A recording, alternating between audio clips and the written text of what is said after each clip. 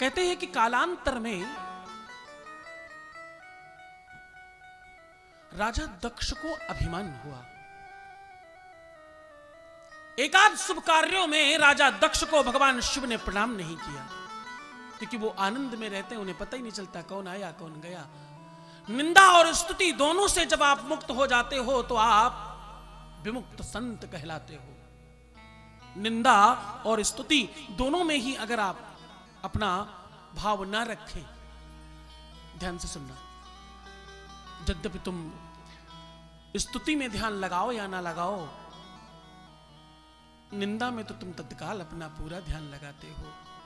कहीं कोई झगड़ा हो रहा हो, कितनी जरूरी काम से तुम जा रहे हो, रुक कर देखोगे जरूर हो क्या रहा है। ऐसा लगता मानो भगवान का दर्शन होने वाला है।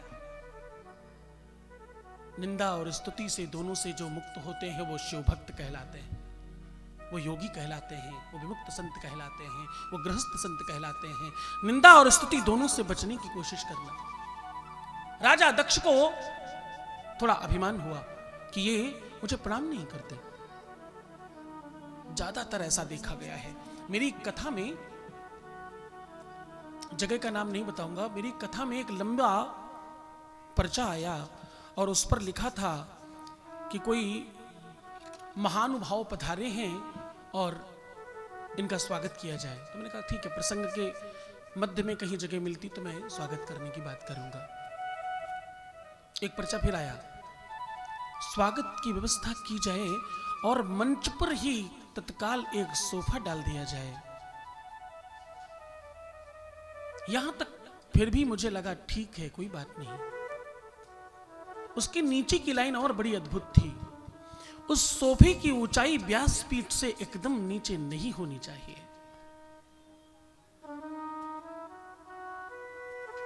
मैंने कहा भैया एक काम करो, 12-12, 15-15 ईंटें और लगाओ, व्यासपीठ से ऊपर बिठा दो इनको। मन में अगर तुम्हारे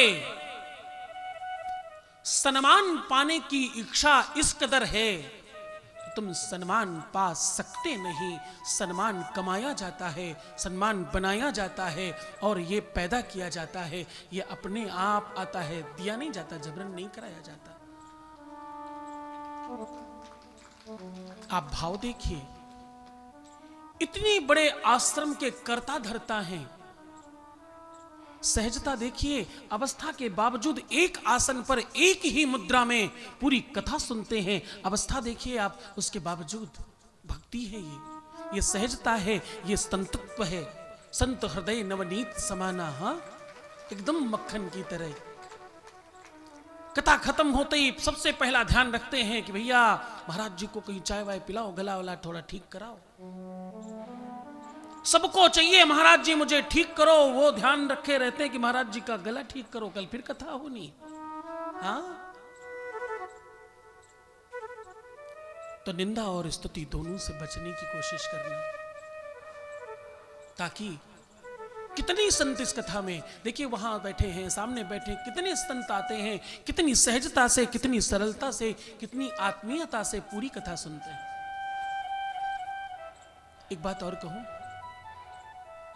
शिव पुराण क्योंकि ग्रंथ थोड़ा बड़ा है, शिव पुराण की कथा बिल्कुल स्ट्रेट और सीधी नहीं है।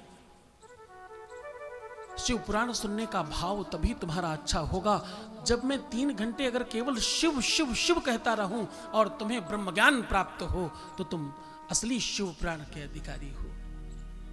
नमः शिवाय, ओम नमः शिवाय, हर हर भोले नमः शिवाय।